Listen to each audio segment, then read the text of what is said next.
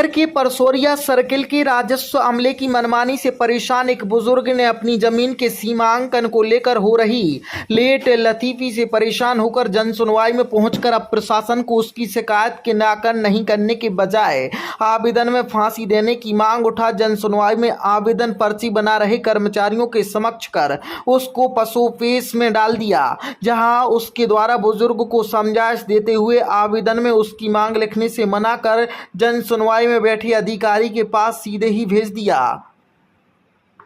फरियादी के अनुसार उसकी जमीन परसोरिया सर्किल अंतर्गत आती है, जिसकी जमीन से लगी एक व्यक्ति की जमीन भी है जो उसकी जमीन पर कब्जा करे बैठा है। सीमांकन के लिए वह लगातार राजस्व न्यायालय एसडीएम के यहां आवेदन देते सीमांकन की मांग कर रहा है, पर वहां के सर्किल पटवारी के द्वारा सही सीमांकन नहीं किया जा रहा। वह दूसरे पक्ष के दबाव में काम कर रहे हैं और लंबे समय से वह परेशान है। उसकी जमीन पर जो कब्जा किए है वह भी उसे डरा धमका रहा है। न पुलिस सुन रही है न प्रशासन।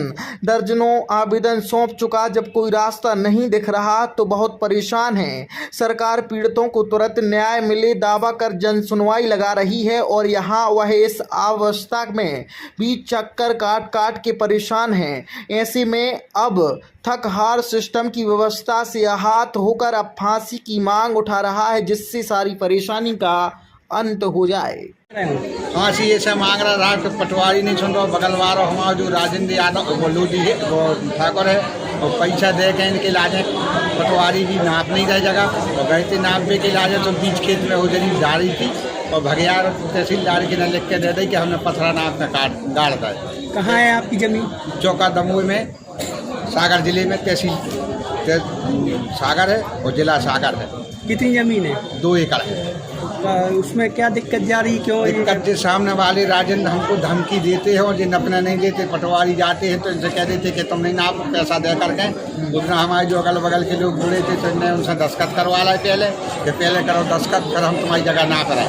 तो पहले दस्तखत करवा दो, बीच खेत में हो जरी जारी कहने नप का हिंदी भैया हमारे निशान पथरा तो गड़वा दे कछू, कहने कछू नहीं हो रहा, कहने जाओ होगा और कछू नहीं नाप रहा है। इतने आए तहसीलदार के कही, हमने तहसीलदार साहब का छोड़ना है, एसडीएम साहब के न कही कि एसडीएम साहब के न कार्रवाई करो। एसडीएम साहब के न जी साल से 2 साल से केस होते चल रहा चल तभी एसडीएम साहब ने करे थे आए कि हम कलेक्टर साहब के न दी थी। फिर तहसीलदार मिले थे जिनके दस्तखत हैं एक कागज पे, और उन्होंने लिख के दे दी थी कि कल आप साहेबपुर आओ जो उसे तहसीली में आपकी जगह नाप लें। फिर उनके न पहुँचे तहसीलदार के, न तहसीलदार बोले कि एसडीएम को केस खारिज हो जाए जब हम तुम्हारी जगह ना। कब से भटक रहे हैं? 3 साल हो गई हमें।